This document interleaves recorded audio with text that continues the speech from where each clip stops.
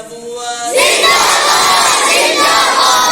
ताजदारे खत्मे नबूवत आज पांच ऑप्शन सुन रहे ताजदारे खत्मे नबूवत